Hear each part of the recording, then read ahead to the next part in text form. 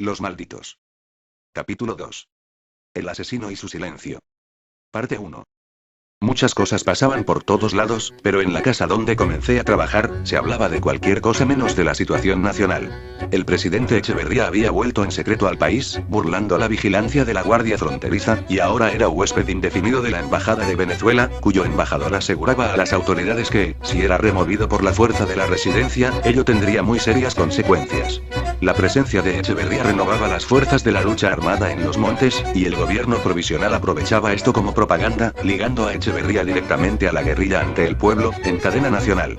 La militarización del país se volvió una realidad imposible de ocupar para los golpistas, y aunque oficialmente nadie reconocía aquella como una segunda guerra civil, la gente común y corriente ya la trataba de tal. A pesar de todo lo que ocurría, Raquel, quien pasó a ser mi jefa, rara vez hablaba de la crisis. A decir verdad, Raquel no era de muchas palabras, pero pronto me di cuenta de que su personalidad era así, sin tener que ver con un sentimiento de desprecio hacia mí, que era lo que temía al principio.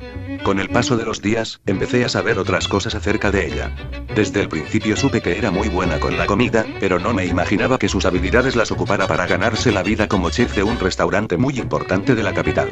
Pertenecía a un círculo con gente y costumbres de los que no conocía casi nada, pero ella era muy famosa en él, o al menos eso decían los artículos de revistas de vida social que la misma Raquel traía a casa de vez en cuando. Aparte de eso, Raquel gustaba mucho de ver televisión por cable, y en ocasiones traía películas que había pasado rentando de regreso a la casa. Las películas que veía estaban en varios idiomas, pero tenían en común el hecho de que eran de cine de época, con personajes y costumbres de siglos atrás. Una noche, después de lavar los platos, Raquel me preguntó si no me quería sentar a ver con ella una de estas películas, y yo le dije que sí, pero bastante sorprendida. La película se llamaba El jardín de los cerezos, y estaba basada en la obra de teatro de un autor ruso. Checo, o algo así, según me explicó Raquel. Cuando terminó, Raquel, sin volver a verme, como de costumbre, me preguntó qué me había parecido. La verdad es que la película no me había parecido mala, pero el final tuvo algo que me dejó una sensación de amargura en la boca, y dije: ¿por qué Lopagín no le confesó a Varia sus sentimientos? A lo mejor porque en verdad no la quería, ¿no lo crees? No lo creo. Respondí de inmediato, con una pasión que yo misma no me esperaba. A mí me parece más bien que por culpa de la metida de Ralevskaya en los asuntos de los dos, al final acabó por matar la pasión que el uno sentía por el otro. Ya no era cosa de nos queremos, sino de deberíamos querernos porque eso cree la gente. Eva, ¿alguna vez te has enamorado? Aquella fue una pregunta que no vi venir, mucho menos de parte de Raquel, y me sorprendió tanto, que incluso me sonrojé. No, respondí, dudando. Pero si alguna vez me enamorara, no sería bajo la presión o influencia de alguien. De eso sí estoy bien segura. Raquel no me volvió a ver, pero pareció pensar por un momento en mis palabras, como si no las hubiera esperado para nada, y después de unos segundos de silencio, me dijo, antes de levantarse para ir a la cocina: aunque no sonó nada realista, el sentimiento tiene algo de bonito, por así decirlo. No lo pierdas. Si puedes. No estaba segura de si sus palabras estaban relacionadas a algún ideal o episodio de su pasado, y no se lo pregunté. No quería que la curiosidad me hiciera decir algo de lo que me arrepentiría después, pero dentro de mí, no pude reprimir la idea de que mis comentarios habían tocado sin querer alguna fibra de la memoria de Raquel. Pasaron unas semanas más, y mi vida como sirvienta de Raquel siguió sin que yo le preguntara a ella nada acerca de los malditos. Tampoco le presenté quejas por tener una identidad tan poco importante y desconectada de las actividades del grupo, pero eso no quería decir que ganas no me hicieran falta, y al quedarme sola, viendo la televisión después de hacer los quehaceres de la casa, refunfuñaba a cada rato, sin entender qué había sido de mí exactamente. Puede que ni siquiera fuera miembro de los malditos, y Raquel planeara tenerme ahí solo para servirle. Aunque debo confesar que esta no es una queja por completo, pues Raquel me pagaba muy bien por ser su mucama, no era esa la razón por la que yo deseaba estar ahí en primer lugar. Pero mentiría si dijera que solo me la pasaba mirando la tele en mis ratos libres. A la casa llegaba a veces, buscando a la tía Raquel, una niña que, al principio, creí era de la familia de ella. Resulta ser que la pequeña, en realidad, era la hija de 6 años de una vecina de Raquel, con la cual había desarrollado una relación muy parecida a una de hermanas. El nombre de la niña era Victoria, pero Raquel la llamaba siempre Vicky. Las dos eran muy unidas, y cuando la niña llegaba de visita a la casa, Raquel le preparaba postres, leía cuentos, e incluso jugaba con ella juegos de palabras y de manos. Sin embargo, Vicky era así solo al lado de Raquel.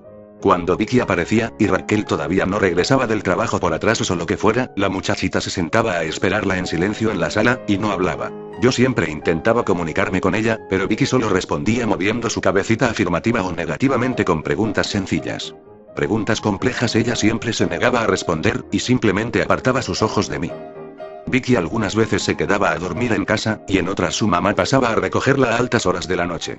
La señora, físicamente, tenía un cuerpo voluptuoso, y gustaba de vestir prendas que, aunque no eran reveladoras, bien se echaba de ver que habían sido hechas con el fin de resaltar sus atributos. Ciertamente no era muy inteligente, y era del tipo que, ante la servidumbre y personas que considerara sus inferiores a nivel social, trataba con indiferencia y mal fingido desprecio, por supuesto incluyéndome. Raquel y ella parecían llevarse bien, no obstante, y aunque se notaba el abismo intelectual que separaba a las dos a leguas, Raquel siempre le daba a la señora su lugar como mamá de Vicky, tan solo con una sonrisa y unas pocas palabras amables, gesto que la otra siempre agradecía con decenas de gracias e invitaciones a tés y otros eventos sociales. Una noche en la que Raquel y yo preparábamos la cena, después que la señora pasara por Vicky, ella, quién sabe si intuyendo que me picaba la boca por preguntárselo, me dijo: Paola es la amante de un coronel. Vicky no es su hija, sino la hija de un reportero que la mafia del Oriente mató mientras realizaba un documental acerca de ellos, hace como 5 años. Al principio Paola no estaba interesada en buscar a un hombre que llenara el vacío de su esposo asesinado, pero la necesidad lleva a la gente a hacer cosas que alguna vez se le hicieron impensables, y el resto es historia. ¿Eso significa que el tal coronel tiene su esposa e hijos propios? Sí, pero eso no le impidió darle a Paola casa en una colonia de lujo, ni mantener económicamente a ella y a Vicky hasta la fecha. Algunos hombres son bastante generosos en verdad. No sabría decir cuál era la posición de Raquel hacia la mamá de Vicky, pero no creo que la odiara, o que su consideración se debiera exclusivamente al cariño que ella sentía por la niña. Raquel era para mí una mujer difícil, si no es que casi imposible, de descifrar. Sin embargo, ella no era todo misterio. Desde el principio llegué a darme cuenta de que Raquel se acostaba tarde casi siempre, y la luz de su cuarto permanecía encendida de veces hasta las 2 de la mañana. La posibilidad de que Raquel se estuviera dedicando a su trabajo incluso de madrugada no me extrañó, pues parecía ser de ese tipo, pero cierta noche en la que ella dejó su puerta a medio cerrar, caminando por el pasillo del segundo piso para ir al baño, miré de reojo hacia adentro. Raquel estaba sentada delante de su escritorio, concentrada en escribir algo, y desde el ángulo en el que se hallaba sentada, podía verse claramente que lo que fuera que estuviera anotando, no lo hacía en una libreta, sino en un objeto más grueso y artísticamente elaborado.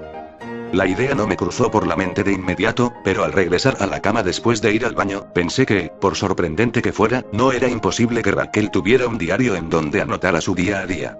Al no más pensarlo, me reí en silencio, pues había descubierto que Raquel era más sensible de lo que ella admitiría abiertamente en su vida, pero unos segundos después dejé de hacerlo y, aunque no iba a dejar que mi curiosidad me llevara a cometer alguna idiotez, sabía lo que podía costarme. Me pregunté, sin poder evitarlo, qué había escrito ella sobre mí. Pasaron unos días más y, sin esperármelo, la desesperación por salir de la rutina de mi nueva existencia fue desapareciendo. De pronto me hallaba disfrutando de los lados buenos de aquella posición como la supuesta sirvienta de Raquel. Aunque habían cosas que hacer en la casa, estas no eran muchas, y acababa con ellas en mediodía. Como en la práctica no estaba restringida por ningún lazo de servidumbre, podía usar internet, mirar televisión por cable, y leer cualquier tomo de la biblioteca personal de Raquel. Se sospechaba que los malditos tenían un accionar impreciso, y sus ataques podían estar separados por meses, como por días. Era evidente que aquella vez ellos dejarían que pasara algún tiempo antes de montar el siguiente golpe. Pensando en ello me sentí más tranquila al dedicarme al tiempo libre del que disponía, y dejé de preocuparme por la posibilidad de que estuviera siendo puesta a prueba por Raquel y los otros. Las cosas siguieron así hasta que, una noche en la que Raquel y yo comíamos un tipo de risotto que ella había aprendido a hacer entonces, tuvimos una visita imprevista. No se trataba de Vicky o su mamá, sino del jefe, quien llegó vestido con una facha de intelectual que, al menos a primera vista, no le sentaba muy bien. Al verme, me saludó con la confianza de un amigo de años, y se sentó a la mesa a comer con nosotros luego de ser invitado por Raquel.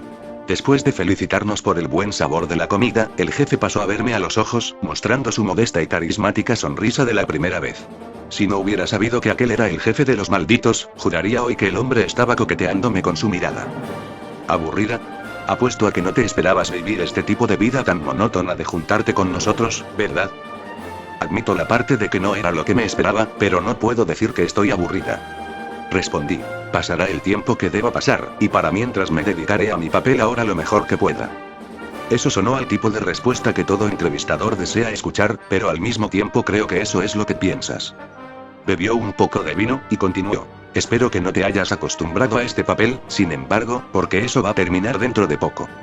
Al escuchar esta revelación, Raquel y yo dejamos de comer y miramos al jefe con atención. Aparte de venir para dejarles mis saludos, también pasé para entregarles esto. Y enseguida el jefe colocó sobre la mesa un sobre café, sellado por una tirita de cinta adhesiva transparente. Asintiendo, Raquel cogió el sobre, y lo guardó dentro de su escote. Yo me encargaré del resto, descuida. Le dijo al jefe, y este asintió, volvió a su comida, y pocos minutos después, luego de acabar, se levantó de la mesa, se despidió de nosotros, y me dijo a mí personalmente antes de salir de la casa: la cobardía es la madre de la crueldad. Recuérdalo. No esperaba que fuera a acotar a Montesquieu al retirarse. Raquel, por otro lado, no parecía sorprendida para nada, y me indicó que pasáramos a lavar los platos. A pesar de que aún no había acabado de asimilar lo sucedido, al menos al fin estaba segura de que mi paciencia pronto rendiría frutos.